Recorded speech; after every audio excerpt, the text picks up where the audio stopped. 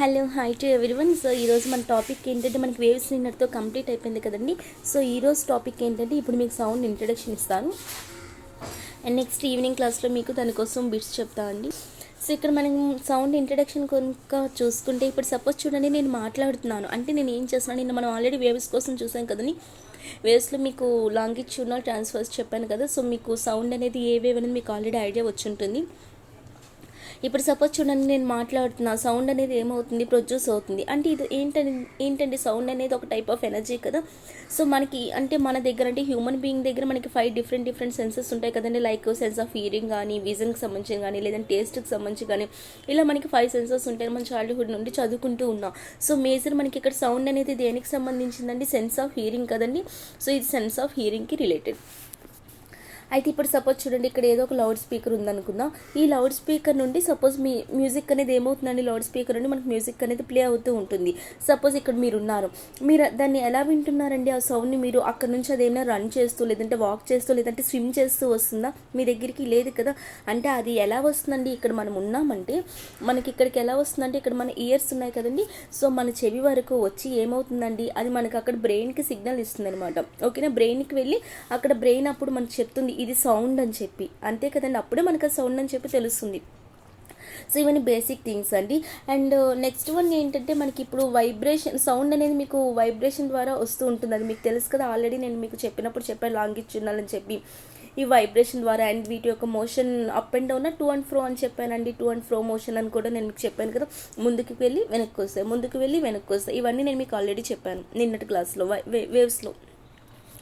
So ఏంటంటే మనకి vibration and oscillation చాలామంది ఒకటే అనుకుంటారండి. వైబ్రేషన్ అన్నా ఆసిలేషన్ అన్నా ఒకటే అనుకుంటా. బట్ వైబ్రేషన్ అప్పుడు మీకు అక్కడ సౌండ్ అనేది ప్రొడ్యూస్ అవుతుంది. ఆసిలేషన్ టైంలో మీకు సౌండ్ అనేది ప్రొడ్యూస్ అవ్వదండి. ఎందుకు అంటే మీకు వైబ్రేషన్కి ఆసిలేషన్కి ఏంటంటే వేరియేషన్, వైబ్రేషన్ విషయంలో మీకు ఫ్రీక్వెన్సీ అనేది చాలా హైగా ఉంటుంది అనమాట. ఫ్రీక్వెన్సీ హై అంటే మీనింగ్ ఏంటి, హై ఇంటెన్సిటీ ఉంటుంది. సో మనకి వైబ్రేషన్ విషయంలో దానికి high intensity or high frequency కాబట్టి అది మీకు అక్కడ సౌండ్ని ప్రొడ్యూస్ చేస్తుంది. బట్ ఆసిలేషన్స్ ఏంటంటే లో ఫ్రీక్వెన్సీ అంటే లో ఇంటెన్సిటీ కాబట్టి అక్కడ మీకు సౌండ్ని ప్రొడ్యూస్ చేయవు. ఓకేనండి. సో ఇక్కడ ఏంటంటే నెక్స్ట్ ఏంటంటే మనకి సౌండ్ అనేది వస్తుంది ఎక్కడో ఏదో ఒక సోర్స్ నుంచి. సపోజ్ ఇక్కడ ఏదో ఒక సోర్స్ ఉంది, దీని నుంచి ఇక్కడ మన ఇయర్కి సౌండ్ అనేది వస్తుంది. బట్ ఎలా వస్తుంది అంటే త్రూ ఏ మీడియం, అంతే కదండి. ఇది మధ్యలో ఏదో ఒక మీడియం అనేది ఉంటుంది. మీకు నేను ఆల్రెడీ చెప్పాను మెకానికల్, నాన్ మెకానికల్ అని చెప్పి. సో మనకి దేనికి మీడియం అవసరం, దేనికి మీడియం అవసరం లేదని కూడా చెప్పాను. సౌండ్కి కూడా మీకు మీడియం అనేది ఉండాలని కూడా నేను చెప్పాను కదండి. సో సౌండ్ అనేది మన ఇయర్స్కి చేరుతుంది అంటే త్రూ మీడియం, అంతే కదా. సో సపోజ్ ఇక్కడ ఒక గిటార్ ఉందనుకోండి, అండ్ ఇక్కడ ఏంటి మీ చెవికి అంటే అక్కడ గిటార్ అనేది ప్లే చేస్తూ ఉన్నప్పుడు మన చెవులకి వినిపిస్తూ ఉంటుంది కదా. సో ఎలా అండి, త్రూ ఎయిర్ కదండి. అక్కడ మీకు ఏ మీడియం ఉంటుంది, ఎయిర్ అనే మీడియం ఉంటుంది, అంతే కదా. సో ఎయిర్ అనే మీడియం ఏం చేస్తుంది, తనలో ఉన్న పార్టికల్స్ చూడండి, ఇక్కడ ఇదంతా ఎయిర్ ఉంది కదా. సో ఎయిర్ అనేది ఏంటి, ఎయిర్లో కూడా మనకు చాలా పార్టికల్స్ ఉంటాయి కదండి. సో ఎయిర్లో పార్టికల్స్ అన్ని ఇలా మనం వేసుకుందాం అనుకుందాం. ఇలా సపోజ్ ఎయిర్ పార్టికల్స్ నేను వేసుకున్నా. సో ఇక్కడ ఏంటండి, ఇక్కడ మీకు సోర్స్ సపోజ్ గిటార్ అనేది ఉంది, ఇక్కడ ఏముంది మీ ఇయర్ అనేది ఉంది. సో ఇక్కడ నుండి ఇక్కడికి ఎలా వెళ్తున్నాయండి, ఈ గిటార్ నుండి మనకి ఈ సౌండ్ అనేది ప్లే అవుతూ ఉంటుంది కదా, మ్యూజిక్ అనేది. అది ఫస్ట్ ఎయిర్ పార్టికల్ దగ్గరికి వెళ్తుంది. ఈ ఎయిర్ పార్టికల్ ఫస్ట్ ఉన్న ఎయిర్ పార్టికల్ సెట్ ఏం చేస్తుంది, నెక్స్ట్ దాని దగ్గరికి పుష్ చేస్తుంది అనమాట. ఓకేనా, నెక్స్ట్ దాన్ని పుష్ చేస్తుంది. సో అది ఇక్కడ వరకు వెళ్ళి దాన్ని పుష్ చేసి దానికి ఉన్న అంటే అది అక్కడ మూవ్ అవుతుందంటే దానికి కొంత కైనెటిక్ ఎనర్జీ ఉంటుంది కదా. సో దానికి ఉన్న కైనెటిక్ ఎనర్జీ నెక్స్ట్ పార్టికల్కి ఇచ్చి అది మళ్ళీ వెనక్కి వచ్చేస్తుంది అనమాట. సో ఫస్ట్ పార్టికల్ దగ్గరికి ఈ ఎనర్జీ అనేది వెళ్ళింది, వెళ్ళాక అది ఏం చేసింది, నెక్స్ట్ ఎయిర్ పార్టికల్ దగ్గరికి వెళ్ళి దాని యొక్క కైనెటిక్ ఎనర్జీని ఇచ్చి అది మళ్ళీ బ్యాక్ వస్తుంది. సో ఈ సెకండ్ పార్టికల్ అనేది థర్డ్ పార్టికల్ దగ్గరికి కూడా వెళ్ళి దీని యొక్క కైనెటిక్ ఎనర్జీని ఇచ్చి అది మళ్ళీ వెనుకకు వస్తుంది. సో ఇది ఇక్కడ మీకు మోషన్ అనేది ఎలా కనిపిస్తుందండి, సౌండ్కి సంబంధించి ఇలా ముందుకు వెళ్ళి దానికి కొంత ఎనర్జీని ఇచ్చి వెనక్కి వస్తుంది, వెళ్తుంది వస్తుంది, వెళ్తుంది వస్తుంది. ఇది ఏ మోషన్ అండి, మనకి అప్ అండ్ డౌన్ కాదు కదా, టు అండ్ ఫ్రో మోషన్ కదండి. ఇదే మీకు నిన్న సౌండ్ వేవ్స్లో చెప్పినప్పుడు చెప్పాను. సో ఇలా ఏం చేస్తుంది, ఒక పార్టికల్ నుండి ఇంకో పార్టికల్కి కైనెటిక్ ఎనర్జీ అనమాట అలా మీకు ట్రాన్స్ఫర్ అవుతూ ఉంటుంది. అండ్ ఇక్కడ మీకు ఏ మోషన్ ఉంటుందంటే టు అండ్ ఫ్రో మోషన్ ఉంటుంది. ఓకేనా. సో ఇక్కడ మనకి ఏ మీడియం అండి, ఇక్కడ ఎయిర్ అనే మీడియం ద్వారా ఇక్కడ మీకు గిటార్ నుండి మీ ఇయర్స్కి రీచ్ అయింది. సో సౌండ్ అనేది ఏంటంటే మనకు ఒక టైప్ ఆఫ్ ఎనర్జీ కదా, అది మనకి తెలుసు. అండ్ సౌండ్ అనేది మీకు ఎలా అండి, సపోజ్ మనకి మౌత్ నుండి వస్తుంది కదా, సో ఇలా అండి మనకి సౌండ్ అనేది, అంటే సౌండ్ అనేది ఏంటండి, ఇప్పుడు నా మౌత్ నుండి వస్తుంది, నా మౌత్ నుండి ఇక్కడ నేను ఉన్నాను, నా మౌత్ నుండి మీకు ఇక్కడ సౌండ్ అనేది రిలీజ్ అవుతుంది. రిలీజ్ అయ్యి ఏమవుతుంది, ఫస్ట్ సెట్ ఆఫ్ పార్టికల్ దగ్గరికి వెళ్తుంది ఈ సౌండ్ అనేది నా మౌత్ నుండి రిలీజ్ అయ్యి. అదేం చేస్తుంది, ఇంకో పార్టికల్ దగ్గరికి వెళ్ళి దానికి కైనెటిక్ ఎనర్జీని ఇస్తుంది, అది మళ్ళీ వెనక్కి వస్తుంది. సో ఇలా మీకు ఏమవుతుందండి, టూ అండ్ ఫ్రో మోషన్లో వెళ్తూ ఉంటాయి కదా. సో ఫస్ట్ పార్టికల్ నుండి సెకండ్కి, సెకండ్ పార్టికల్ నుండి థర్డ్కి, థర్డ్ పార్టికల్ నుండి ఇలా ఎయిర్ పార్టికల్స్ ద్వారా మీకు కైనెటిక్ ఎనర్జీ అనేది ఇలా పాస్ అయ్యి ఫైనల్గా ఏమవుతుందండి, మన ఇయర్ డ్రమ్స్ వరకు చేరుతుంది. ఇయర్ డ్రమ్స్ వరకు వచ్చాక అక్కడ మీకు సౌండ్ ఎనర్జీ అనేది ఏమవుతుంది, ఇయర్ డ్రమ్స్ వరకు వచ్చి అక్కడ మీకు వైబ్రేషన్స్ అనేవి అవుతాయి అనమాట. ఓకేనా. వైబ్రేషన్స్ ఎక్కడ అవుతున్నాయి అంటే మన ఇయర్ డ్రమ్లో వైబ్రేషన్స్ అవుతున్నాయి కాబట్టి మనం అక్కడ వినగలమండి మన సౌండ్ని. సపోజ్ చూడండి, ఇక్కడ మనకి సోర్స్ ఉంది, సౌండ్ తాలూకు సోర్స్ ఏదో ఒకటి ఉందనుకోండి, గిటార్ కానీ ఏదో ఒక మ్యూజిక్ ఇన్స్ట్రుమెంట్ కానీ సంథింగ్ ఎవరో ఒక టీచర్ చెప్తుండడం కానీ ఏదో ఒక మనకి సోర్స్ అనేది ఉంది సౌండ్ ఇది. సో సపోజ్ ఇక్కడికి 1 మీటర్ డిస్టెన్స్లో ఎవరో ఒక బాయ్ లేదంటే ఎవరో ఒక గర్ల్ కూర్చున్నారు, అండ్ 2 మీటర్ డిస్టెన్స్లో ఇదే సోర్స్కి 2 మీటర్ డిస్టెన్స్లో ఇంకో గర్ల్ ఆర్ బాయ్ ఇక్కడ కూర్చున్నారు. సో ఎవరికంటే క్లియర్గా వినిపిస్తుంది, మీకు ఈజీగా మనం చెప్తాం, దగ్గరలో ఉన్న పర్సన్కి క్లియర్గా వినిపిస్తుంది. ఇప్పుడు చూడండి, ఒక క్లాస్లో కూర్చున్నాము, దగ్గరగా ఉన్న వాళ్ళకి క్లియర్గా వినిపిస్తుంది, దూరంగా ఉన్న వాళ్ళకి చాలా స్లోగా వినిపిస్తుంది, అంతే కదా. సో ఇక్కడ కూడా 1 మీటర్ డిస్టెన్స్ అంటే తక్కువ డిస్టెన్స్ కాబట్టి తనకి ఈజీగా వినిపిస్తుంది. అదే 2 మీటర్స్ డిస్టెన్స్ అంటే కొద్దిగా 1 మీటర్తో కంపేర్ చేస్తే అది ఎక్కువ కాబట్టి తనకి కొద్దిగా అంత క్లారిటీగా అనమాట వినిపించదు, అంతే కదా. అంటే ఎందుకు ఇలా ఎనర్జీ అనేది ఇక్కడ లాస్ అవుతుంది, ఇక్కడ వరకు ఇంత క్లియర్గా వినిపించి 2 మీటర్స్ డిస్టెన్స్లో ఉన్న వాళ్ళకి ఎందుకు అంత క్లియర్గా వినిపించట్లేదు అంటే అక్కడ మీకు ఏమవుతుందంటే ఎనర్జీ అనేది లాస్ అవుతుందండి. ఎందుకు లాస్ అవుతుందంటే సపోజ్ చూడండి, రన్నింగ్ అనేది మనం స్టార్ట్ చేసేటప్పుడు సపోజ్ మనకి కైనెటిక్ ఎనర్జీ బాగుంటుంది, ఫస్ట్లో బాగా పరిగెడతాం, కానీ కొంత టైం అయ్యేసరికి మనం చాలా టైర్డ్ అయిపోతూ ఉంటాం, అక్కడ కైనెటిక్ ఎనర్జీ అనేది లాస్ అయిపోతుంటాం, అంటే ఎనర్జీ అనేది అక్కడ లాస్ అవుతుంటాం కాబట్టి అక్కడ మనం క్లియర్గా చేయలేము. సో ఇక్కడ కూడా సేమ్ ప్రాసెస్ అండి. అంటే ఇక్కడ ఏంటంటే మనకి ఎయిర్ పార్టికల్స్ ఫస్ట్లో బాగానే వెళ్తున్నాయి. సో ఈ పార్టికల్ నుండి ఈ పార్టికల్ కైనెటిక్ ఎనర్జీ ఇస్తున్నాయి అండి, ఇక్కడికి ఇస్తున్నాయి, అలా కొంత దూరం వెళ్ళేసరికి వాటి ఎనర్జీ ఏమైపోతుందంటే లాస్ అయిపోతుంది. సో ఎనర్జీ లాస్ అవ్వడం వల్ల మీకు దగ్గరగా ఉన్న పార్టికల్స్కి సౌండ్ అనేది క్లియర్గా వినిపిస్తుంది, దూరంగా ఉన్న పార్టికల్స్కి మీకు కైనెటిక్ ఎనర్జీ అనేది బాగా ఎనర్జీ లాస్ అవ్వడం వల్ల మీకు సౌండ్ అనేది క్లారిటీ ఉండదండి. ఓకేనా. అండ్ నెక్స్ట్ పాయింట్ ఏంటంటే మనకి మీడియం అనమాట, సౌండ్ ప్రాపగేషన్ యొక్క మీడియం ఏ మీడియంస్ తీసుకుంటామంటే మనం ఎయిర్ అని, నెక్స్ట్ సాలిడ్ అని, నెక్స్ట్ లిక్విడ్ అని ఈ మీడియంస్ మనం తీసుకుంటామండి. అంటే ప్రాపగేషన్ ఎందులో మనకి ఎక్కువగా ఉంటుంది, సాలిడ్స్లోనా, లిక్విడ్స్లోనా, గ్యాసెస్లోనా, వాక్యూమ్లోనా అంటే ఫస్ట్ మనకి సాలిడ్లో ఎక్కువ ఉంటుంది. ఈ ఆర్డర్ గుర్తుంచుకొని ఇవన్నీ నేను మీకు ఎన్సీఆర్టీస్లో చెప్పానండి, సాలిడ్లో ఎలా ఎక్కువ ఉంటుంది, లిక్విడ్లో ఎలా దాంతో కంపేర్ చేస్తే తక్కువ ఉంటుంది. ఇవన్నీ నేను మీకు విత్ ఎగ్జాంపుల్స్ నేను ఎన్సీఆర్టీస్లో మీకు 9th క్లాస్ ఎన్సీఈటీ ప్లేలిస్ట్లో సౌండ్ అనే టాపిక్ ఉంటుందండి. మీకు ఇంకా ఇక్కడ క్లారిటీ రాకపోతే అక్కడ చూడొచ్చు, ఎందుకంటే అక్కడ క్లియర్గా మీకు పీపీటీతో సహా మీకు అక్కడ ఎక్స్ప్లెనేషన్ ఇచ్చాను, ఫిగర్స్తో సహా అక్కడ. సో అక్కడ మీరు చూసిన క్లారిటీ వస్తుంది. 9th ఎన్సీఆర్టీ ప్లేలిస్ట్లో సౌండ్ అనే టాపిక్ ఉంటుంది, మీకు కావాలంటే మీరు అక్కడ సెర్చ్ చేయొచ్చు. సో ఫస్ట్ మనకి సాలిడ్లో ఎక్కువ ఉంటుంది, నెక్స్ట్ లిక్విడ్లో, నెక్స్ట్ గ్యాస్లో, నెక్స్ట్ మనకి వాక్యూమ్లో అనమాట. ఓకేనా. సో ఇదే మనకి ఆర్డర్ అండి, సౌండ్ యొక్క ప్రాపగేషన్ ఆర్డర్. అంటే సౌండ్ అనేది ఫస్ట్ మీకు ఎందులో ఎక్కువ వినిపిస్తుందంటే సాలిడ్లో, తర్వాత లిక్విడ్లో, తర్వాత గ్యాస్లో, తర్వాత వాక్యూమ్లో. ఎందుకు సాలిడ్లో ఎక్కువగా వినిపిస్తుందంటే సాలిడ్లో మనకు అందరికీ తెలుసు పార్టికల్స్ అన్ని ఒకదాని దగ్గరగా బాగా దగ్గరగా ఉంటాయి కదండి. సో దగ్గరగా ఉండడం వల్ల ఎనర్జీ అనేది ఫాస్ట్గా వెళ్తుంది అనమాట. ఎనర్జీ అనేది ఫాస్ట్గా వెళ్తే అందులో సౌండ్ అనేది బాగా ఎక్కువగా వినిపిస్తుంది. అదే లిక్విడ్స్లో అయితే మీకు సాలిడ్స్తో కంపేర్ చేస్తే కొద్ది పార్టికల్స్ మధ్య డిస్టెన్స్ ఎక్కువ కదండి, సో కొద్దిగా స్లోగా ట్రావెల్ చేస్తాయి అనమాట, అందువల్ల అందులో కొద్దిగా తక్కువగా వినిపిస్తుంది. అలానే గ్యాసెస్లో అలా కంపేర్ చేస్తూ వెళ్ళండి. సో సాలిడ్స్లో అయితే మీకు ఎక్కువగా ఉంటుంది. నెక్స్ట్ మనం ఆల్రెడీ వేవ్స్ క్యారెక్టరిస్టిక్స్ చూసాం కదండి, అలానే మనకు సౌండ్ వేవ్స్ యొక్క క్యారెక్టరిస్టిక్స్ చూసుకుంటే, సో మనకి సౌండ్ వేవ్స్ అనేవి ఏ వేవ్స్ అవుతాయండి, లాంగిట్యూడనల్ వేవ్స్ అవుతాయని చెప్పాను. అండ్ లాంగిట్యూడనల్ వేవ్స్ని మనం ప్రెజర్ వేవ్స్ అని కూడా అంటాము. సో ఇక్కడ మన క్యారెక్టరిస్టిక్స్ కోసం మాట్లాడుకుంటే మనకి సౌండ్ వేవ్స్ అనేవి లాంగిట్యూడనల్ ఆర్ ప్రెజర్ వేవ్స్ అని చెప్తాము. అండ్ యాంప్లిట్యూడ్ కోసం నేను మీకు ఆల్రెడీ చెప్పాను, ఫ్రీక్వెన్సీ కోసం చెప్పాను, ఇవన్నీ నేను మీతో డిస్కస్ చేశాను కాబట్టి ఇప్పుడు డిస్కస్ చేయట్లేదు. అండ్ ఫ్రీక్వెన్సీ ఫామ్లో ఏంటంటే 1/టైం పీరియడ్, ఆ టైం పీరియడ్ ఈక్వల్ టు 1/ఫ్రీక్వెన్సీ, ఇవన్నీ మనం నిన్న డిస్కషన్ చేసాము. అండ్ నెక్స్ట్ ఇంకొక ఇంపార్టెంట్ థింగ్ ఏంటంటే లౌడ్నెస్కి, అంటే ఇప్పుడు చూడండి సపోజ్ నేను ఒకటి ఎగ్జాంపుల్ చెప్తాను. ఇప్పుడు ఫస్ట్ సపోజ్ మీ టీచర్ మీకు ఏదో ఒక క్వశ్చన్ వేశారు అనుకుందాం, మీ మ్యామ్ మరి మీ సార్ ఎవరో ఒకరు మీకు ఒక క్వశ్చన్ వేశారు, మనకి కొంత తెలుసు కొంత తెలియదు దాని ఆన్సర్. సపోజ్ మీరు ఎవరో నాకు క్వశ్చన్ వేశారు, నాకు ఆ క్వశ్చన్కి ఆన్సర్ కొంత తెలిసి తెలియనట్టుంది, అప్పుడు నేనేం చెప్తాను, మా సార్ కానీ మా మ్యామ్ కానీ నన్ను అడిగితే అంటే కొద్దిగా స్లోగా చెప్పడానికి ట్రై చేస్తాను. ఎందుకంటే నాకు డౌట్ఫుల్గా ఉంది, అది కరెక్ట్ అయితే ఓకే, లేదంటే రాంగ్ అయితే మ్యామ్ తిట్టొచ్చు, లేదంటే సార్ తిట్టొచ్చు అని చెప్పి నేనేం చేస్తాను, కొద్దిగా భయపడుతూ స్లోగా చెప్తాను. అప్పుడు మా మ్యామ్ కానీ సార్ కానీ ఏమంటారు, ఏంటంత స్లోగా చెప్తే కొద్దిగా ఫాస్ట్గా చెప్పు నాకు, అంటే అంత స్లోగా చెప్తే నాకు వినిపించట్లేదు, కొద్దిగా గట్టిగా చెప్పని చెప్తారు కదా, ఎందుకు గట్టిగా చెప్పమని చెప్తారు, అదొక క్వశ్చన్ మార్క్. అండ్ ఇంకొక క్వశ్చన్ చూడండి, సపోజ్ ఏంటంటే ఇప్పుడు టీవీ అనేది మనందరికీ తెలుసు, వాల్యూమ్ అనేది తక్కువగా ఉంటే క్లియర్గా వినబడదు. అలాంటప్పుడు మనం ఏం చేస్తాం, అరే టీవీ సీరియల్ కొద్దిగా గట్టిగా పెడితే అంటే వాల్యూమ్ కొద్దిగా పెంచితే మనకు క్లియర్గా వినిపిస్తుంది కదా, కొద్దిగా వాల్యూమ్ పెంచమని చెప్తాం. ఎందుకు? సో ఈ రెండింటికి మనకు ఒకటే కాన్సెప్ట్ అండి. ఈ రెండింటికి కాన్సెప్ట్ ఏంటంటే మనకి ఇక్కడ కాన్సెప్ట్ లౌడ్నెస్ అనమాట. సో ఇక్కడ మనకి లౌడ్నెస్ అనే కాన్సెప్ట్ వస్తుంది. లౌడ్నెస్ అనే కాన్సెప్ట్ ఏంటంటే ఇప్పుడు మనకి యాంప్లిట్యూడ్ తెలుసు కదండి. సో యాంప్లిట్యూడ్ అంటే ఏంటి, పార్టికల్స్ అనే మ్యాక్సిమం డిస్ప్లేస్మెంట్. అంటే చూడండి మనకి సౌండ్ వేవ్ అని అనుకుంటే ఇక్కడ దీన్ని మనం యాంప్లిట్యూడ్ అంటాం, లేదంటే ఎంత మ్యాక్సిమం డెప్త్ అయినా సరే దాన్ని మనం యాంప్లిట్యూడ్ అంటాం. మనం నిన్న తెలుసుకున్నాం. సో యాంప్లిట్యూడ్ అంటే పార్టికల్ మ్యాక్సిమం డిస్ప్లేస్మెంట్ కదండి. ఇక్కడ నుండి ఇక్కడికి వెళ్ళినా డిస్ప్లేస్మెంట్ అని కదంట, అది మూవ్ అవుతుందంటే డిస్ప్లేస్మెంట్ కదండి. సో పార్టికల్ యొక్క మ్యాక్సిమం డిస్ప్లేస్మెంట్ని మనం ఏమంటామండి, యాంప్లిట్యూడ్ అంటాం. అంటే మీకు ఇక్కడ ఎక్కువ డిస్ప్లేస్మెంట్ అయింది అంటే అక్కడ కైనెటిక్ ఎనర్జీ ఎక్కువ కదండి. సో ఇక్కడ ఏం చెప్తున్నానంటే ఇక్కడ కాన్సెప్ట్ మనకి ఏంటంటే స్పీకర్ యొక్క పార్టికల్స్ యొక్క డిస్ప్లేస్మెంట్ ఏమవుతుందండి, ఎక్కువగా ఉంటుంది. ఓకేనా, ఎక్కువగా ఉండడం వల్ల దాని యొక్క యాంప్లిట్యూడ్ ఎక్కువ అవుతుంది. యాంప్లిట్యూడ్ ఎక్కువైతే మీకు అక్కడ వాల్యూమ్ అనేది ఎక్కువ అవుతుంది. అలాంటప్పుడు మీరు సౌండ్ ఎనర్జీ ఎక్కువగా వినగలరండి.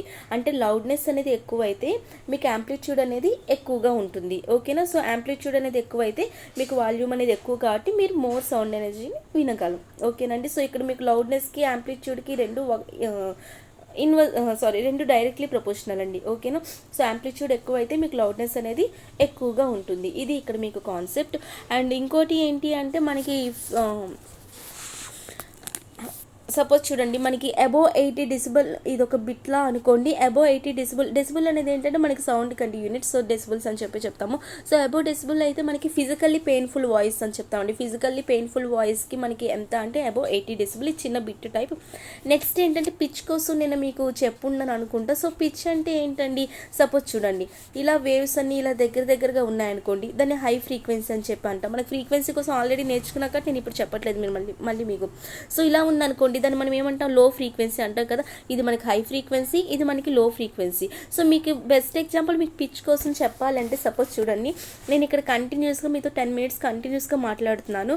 నాతో పాటు ఇక్కడ ఒక కిడ్ కూడా ఉండి సపోజ్ అదే కంటిన్యూస్గా 10 మినిట్స్ తను చాలా ఏడుస్తూ ఉంది.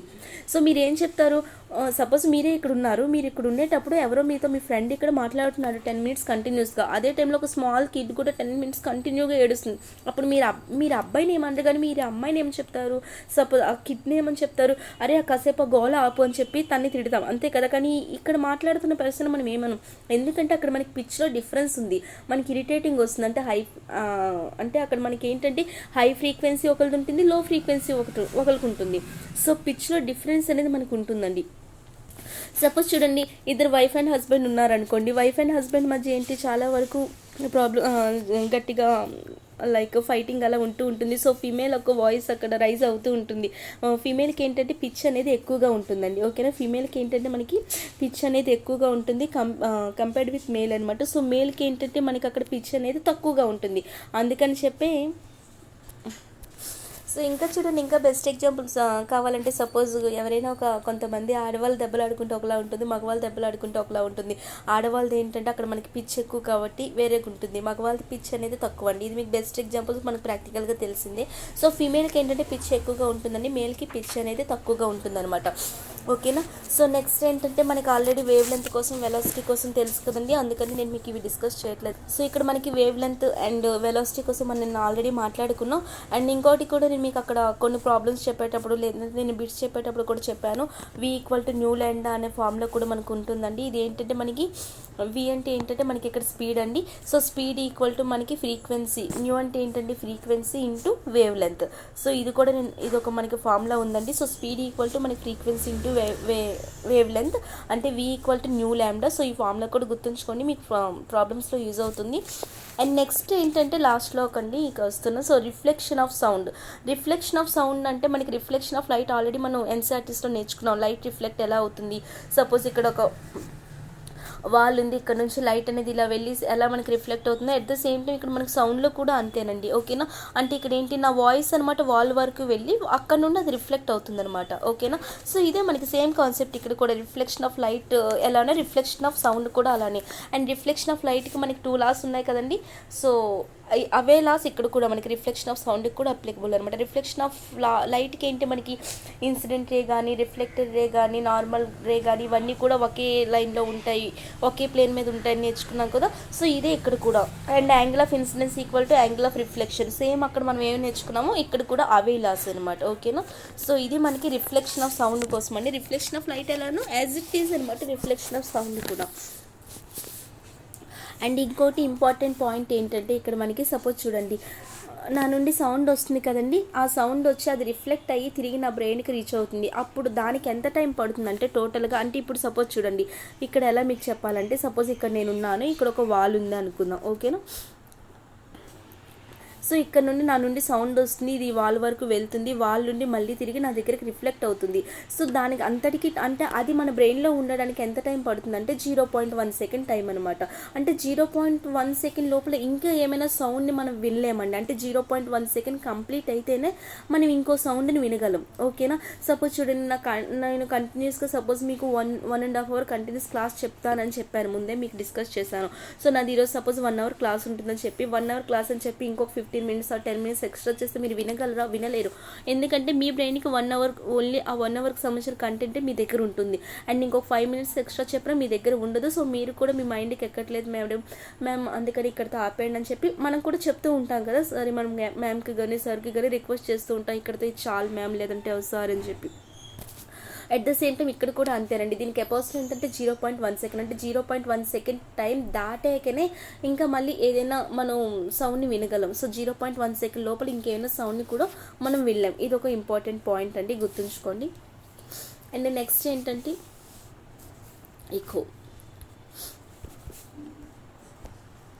సో ఇక్కడ మనకి ఏంటంటే నెక్స్ట్ ఈకో అనేది మన అందరికీ తెలిసిందే. సపోజ్ చూడండి ఇదే ఎగ్జాంపుల్ చెప్తున్నాం.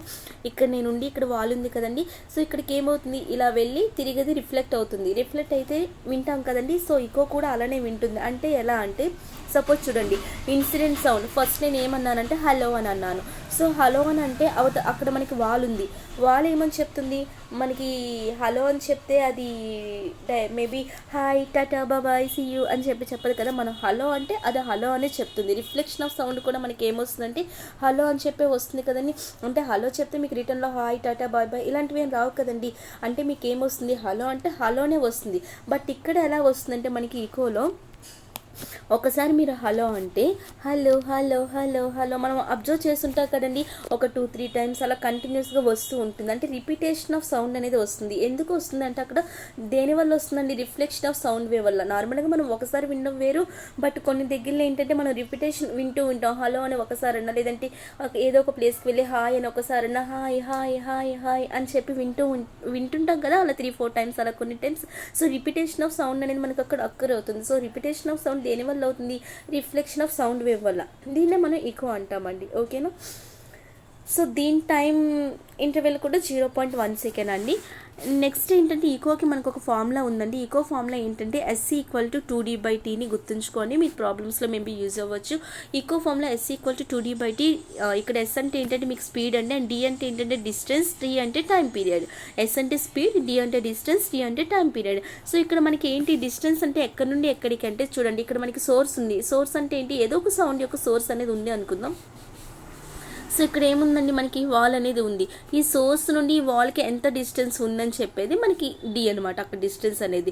అండ్ ఇక్కడ నుండి ఇక్కడికి వెళ్తుంది కదా, సో సోర్స్ టు వాల్ మనకి సౌండ్ అనేది వెళ్తుంది, అండ్ తిరిగి మళ్ళీ మనకి రిఫ్లెక్ట్ అవుతుంది కదండి వాల్ టు సోర్స్.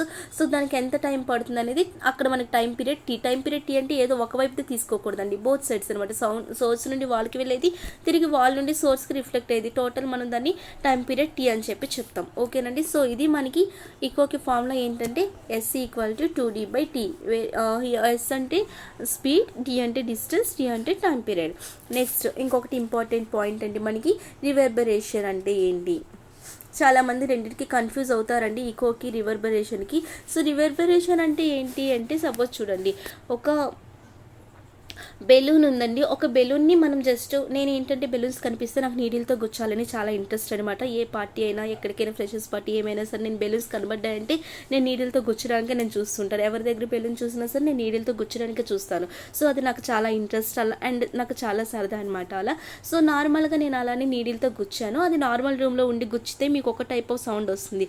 అలా కాకుండా ఒక ఎంటీ రూమ్లో ఉండి మీరు అదే బెలూన్ని మీరు నీడిల్తో గుచ్చి చూడండి, మీకు ఒక టైప్ ఆఫ్ సౌండ్ వస్తుంది. మీరు అబ్జర్వ్ చేశారంటే ఒక బెలూన్ ఉంది, బెలూన్ని నీడిల్తో గుచ్చి చూడండి. నార్మల్గా రూమ్లో మనకు అంతా ఫర్నిచర్ అంతా ఉంటుంది కదండి.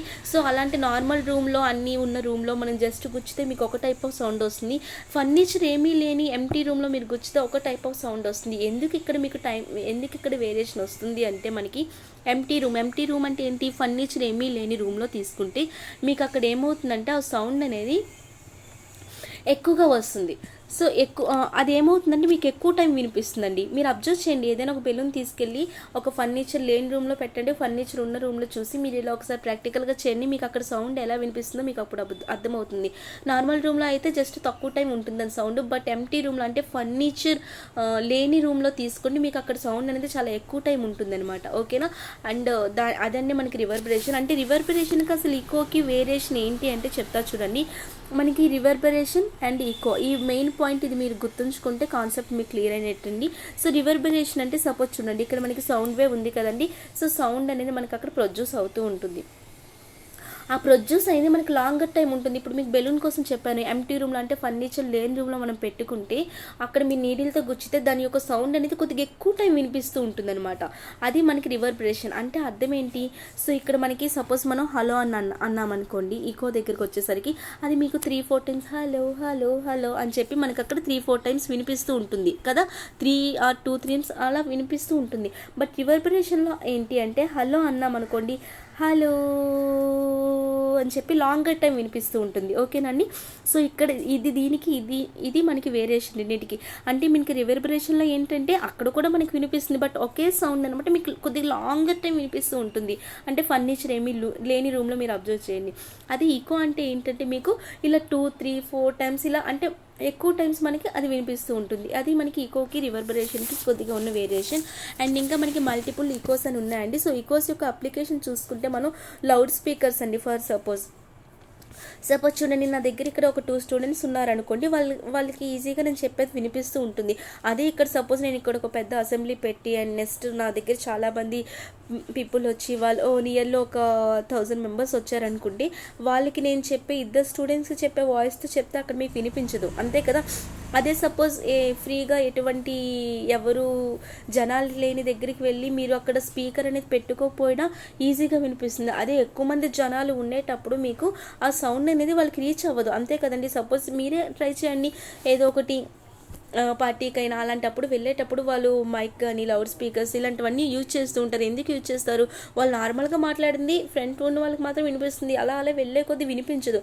ఎందుకు వినిపించదు, దానికోసం లౌడ్ స్పీకర్స్ ఎందుకు యూజ్ చేస్తారు అంటే, స్పీకర్స్ అంటే మనకి ఎలా ఉంటాయండి. సపోజ్ చూడండి, నాకు డయాగ్రామ్స్ అంతగా రావు బట్ ట్రై చేస్తున్నా. సో ఇలా లైక్ ఏ షేప్లో ఉంటాయంటే మనకి కోనికల్ షేప్లో ఉంటాయండి లౌడ్ స్పీకర్స్ కదా. సో లౌడ్ స్పీకర్స్ మనకి కోనికల్ షేప్లో ఉండేటప్పుడు మీకు అక్కడ ఏమవుతాయండి, స్పీకర్ ఇక్కడ ఉంది కదండి. సో దీని నుండి మనకి సౌండ్ అనేది ఇలా ప్రొడ్యూస్ అవుతుంది. ప్రొడ్యూస్ అయ్యేటప్పుడు మీకు ఇక్కడ రిఫ్లెక్షన్స్ అనేవి చాలా జరుగుతాయండి. ఓకేనా. సో అక్కడ మనకి రిఫ్లెక్షన్స్ చాలా జరుగుతాయి. అలా టక్ టక్ టక్ టక్ టక్ టక్ మన అక్కడ రిఫ్లెక్షన్స్ చాలా ఎక్కువగా జరుగుతుంటాయి. సో రిఫ్లెక్షన్స్ ఎక్కువ జరగడం వల్ల స్పీకర్స్ని యూజ్ చేయడం వల్ల మీకు సౌండ్ అనేది క్లియర్గా వినిపిస్తుందండి.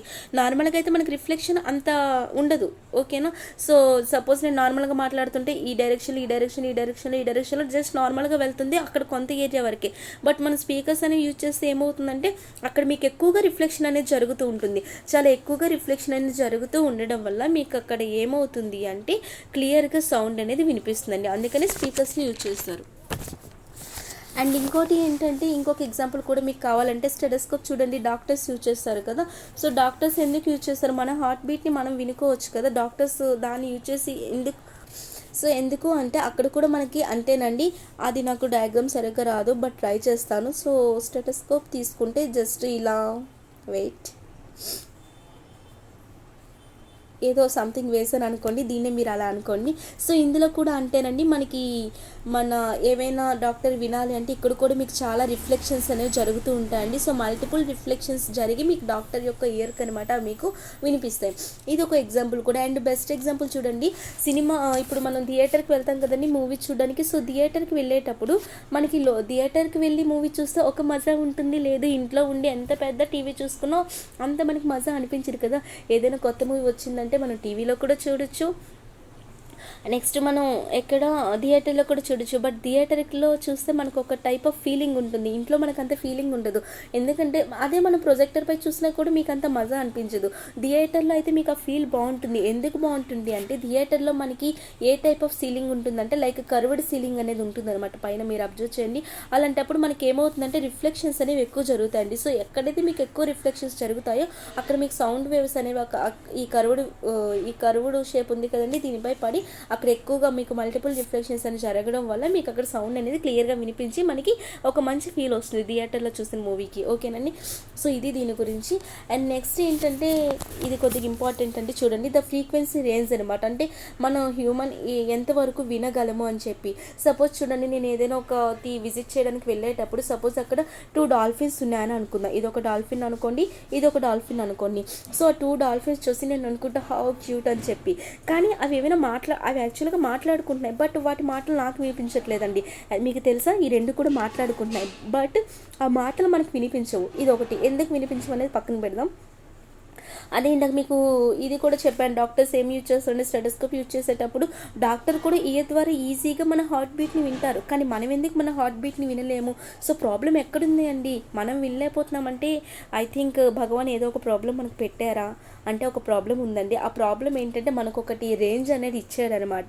సో ఆ రేంజ్ లోపల వింటేనే మనం వినగలం, ఆ రేంజ్ దాటింది అంటే మనం వినలేమండి. సో హ్యూమన్ బీయింగ్ ఎంతవరకు వినగలరంటే 20 హెర్ట్జ్ టు 20,000 హెర్ట్జ్ వరకు మాత్రమే సౌండ్ని వినగలరు. సో 20 హెర్ట్జ్ లోపల అంటే అంతకన్నా తక్కువ ఉన్న వినలేము, 20,000 హెర్ట్జ్ క్రాస్ అయినా సరే మనం సౌండ్ వినలేమండి. ఇందాక మీకు డాల్ఫిన్ కోసం చెప్పాను కదండి, డాల్ఫిన్ యొక్క రేంజ్ ఎంత అంటే మనకి 1,20,000 హెర్ట్జ్ అండి. అందుకని సో మనకి మ్యాక్సిమం ఎంత 20,000 హెర్ట్జ్ వరకు మనం వినగలం. బట్ డాల్ఫిన్స్ మాట్లాడుకున్న వాటి యొక్క ఎంత అంటే వాటి ఫ్రీక్వెన్సీ 1,20,000 అంటే అవి చాలా మనకి ఎక్కువ కాబట్టి మనం వాటిని వినలేమండి. ఓకేనా. అండ్ నెక్స్ట్ ఏంటంటే సపోజ్ చూడండి 20 to 20,000 అని చెప్పి మనకు చెప్పాను కదండి, అదే కిడ్స్లో తీసుకున్నాం అనుకోండి 20 to 25,000 వరకు వారు వినగలరండి. వాళ్ళకి కొద్దిగా ఎక్కువ ఫ్రీక్వెన్సీ ఉంటుంది. సో 20 to 25,000 అంటే కిడ్స్ వాళ్ళు వినగలరు. అండ్ చూడండి ఇక్కడ మీకు 20 హెర్ట్జ్ ఒకటి, అండ్ నెక్స్ట్ ఏంటంటే 20 to 20,000 ఒకటి, అండ్ నెక్స్ట్ ఓవర్ 20,000 ఒకటి వేశాను. సో ఇక్కడ 20 కన్నా తక్కువ ఉంటే అంటే 20 ఇలా 20 కన్నా తక్కువ ఉంటే మనం ఏమంటామంటే ఇంట్రాసోనిక్ సౌండ్ వేవ్స్ అని అంటామండి, ఇంట్రాసోనిక్ సౌండ్ వేవ్స్. అలానే నెక్స్ట్ ఓవర్ 20,000 ఉంది అంటే దాన్ని మనం అల్ట్రాసోనిక్ సౌండ్ వేవ్స్ అని చెప్తామండి. ఓకేనా. సో 20 బిలో ఉంటే మనం ఇంట్రాసోనిక్ అంటాము, ఓవర్ 20,000 అయితే మనం అల్ట్రాసోనిక్ సౌండ్ వేవ్స్ అని చెప్తాం. ఓకేనండి. అండ్ ఇందాక మీకు డాల్ఫిన్స్ కోసం చెప్పాను. అలానే మన హార్ట్ వినలేకపోవడానికి రేంజ్ ఏంటంటే మన హార్ట్ బీట్ రేంజ్ అంటే ఎంత అంటే 5 హెర్ట్జ్ అండి. సో 20 to 20,000 మధ్యలోనే మనం వినగలం. సో ఇక్కడ మనకు హార్ట్ బీట్ 20 కన్నా తక్కువ కాబట్టి మన హార్ట్ బీట్ని మనం వినలేమండి. So 5 hertz heart beat. So ఇదండి. అలానే ఎర్త్క్వేక్ వచ్చేటప్పుడు కూడా అది చాలా లో ఫ్రీక్వెన్సీ, బట్ అవి యానిమల్స్ మాత్రమే వాటిని విని అవి డిస్టర్బ్ అవుతూ ఉంటాయి. సో అలాంటివి కొన్ని అన్నీ వీటిల్లోనే వస్తాయండి. అండ్ నెక్స్ట్ ఏంటంటే మనకి అల్ట్రాసౌండ్ అని ఉంది. సో అల్ట్రాసౌండ్ కోసం ఏంటంటే మనకి కొన్ని అప్లికేషన్స్ ఉన్నాయండి. సో డైరెక్ట్గా మీకు వాటి అప్లికేషన్స్ ఎందుకంటే జస్ట్ ఇంట్రడక్షన్ టాపిక్ కాబట్టి ఈ జస్ట్ మీకు ఏంటంటే టాపిక్ ముందు స్మాల్ ఐడియా రావాలని చెప్పి చెప్తున్నాను అండి. సో అల్ట్రాసౌండ్ అంటే మనం ఎలా అంటే వీటికి కొన్ని అప్లికేషన్స్ ఉంటాయండి. సపోజ్ వీటి అప్లికేషన్స్ ఏంటి అంటే ఇండస్ట్రీస్ కన్స్ట్రక్షన్స్లో అలాంటి వాటిలో ఆ టైంలో మనం ఏంటంటే కొన్ని మెటల్ బ్లాక్స్ని యూజ్ చేస్తాం కదండి, వాటి మధ్యలో వాటిలో కూడా మనం వేటిని యూజ్ చేస్తామంటే అల్ట్రాసౌండ్స్ని వీటిని యూజ్ చేస్తామండి. సో ఇక్కడ ఏంటి అంటే మీకు ఇండస్ట్రీస్ కన్స్ట్రక్షన్ ఇలా పెద్ద పెద్ద కన్స్ట్రక్షన్ అయ్యేటప్పుడు మనం మెటల్ బ్లాక్ని యూజ్ చేస్తామండి. ఆ మెటల్ బ్లాక్ అనేది మీకు ఇప్పుడు సపోజ్ చూడండి బిల్డింగ్ అనేది ఏంటి బాగుండాలి, బిల్డింగ్ అనేది బాగుండాలంటే రా మెటీరియల్ ఎలా ఉండాలండి మనకి బాగుండాలి కదా.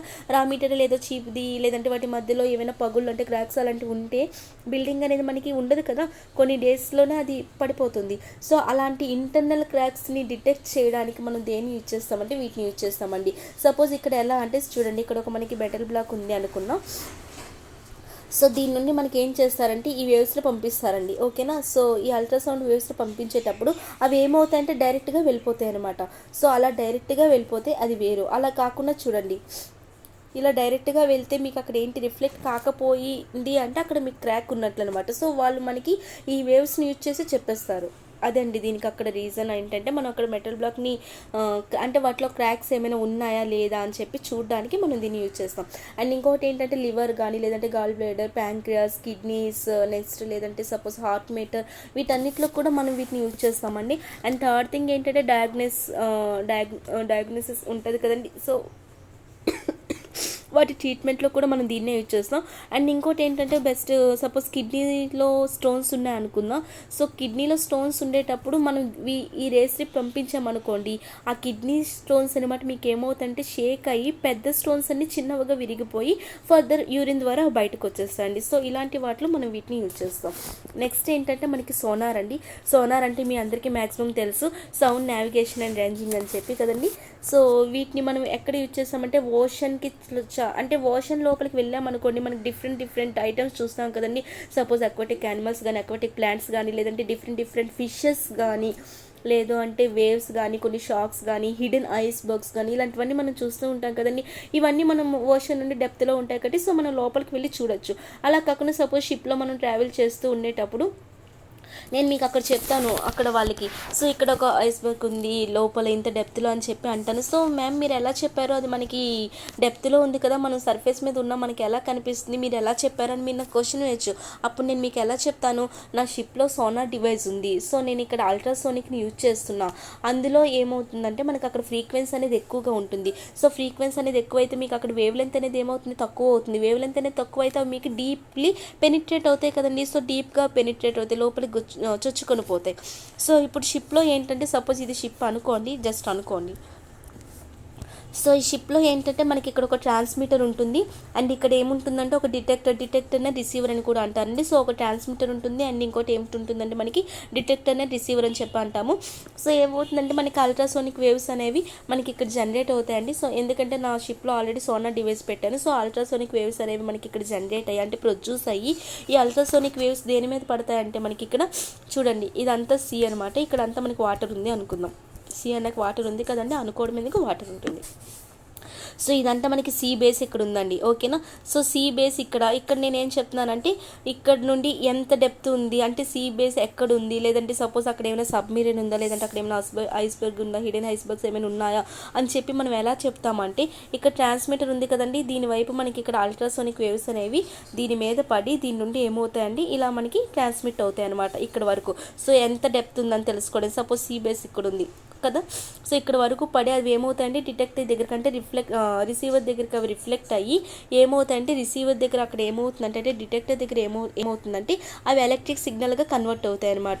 దాన్ని బట్టి మనకి సీ అనేది ఎంత డెప్త్ ఉంది అంటే ఎంత డిస్టెన్స్లో ఉందని చెప్పి మనకి ఎలక్ట్రిక్ సిగ్నల్స్ అనేవి చెప్తాయండి. అర్థమవుతుందండి చెప్పేది.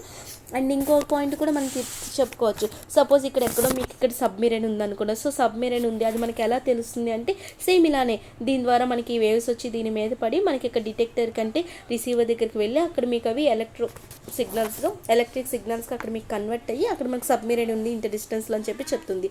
అలానే అక్కడ ఏమున్నా సరే మనకి ఇంత డిస్టెన్స్లో ఉన్నాయని చెప్పి చెప్తాయి అనమాట. సో ఇక్కడతో మీకు సౌండ్ అనేది అయిపోయిందండి. ఇదంతా జస్ట్ ఇంట్రడక్షన్, అంటే పైన చెప్పానండి, మీకు అంత డెప్త్గా ఏం చెప్పలేదు. సో ఈవినింగ్ మనం బిట్స్ డిస్కస్ చేద్దాం. అలా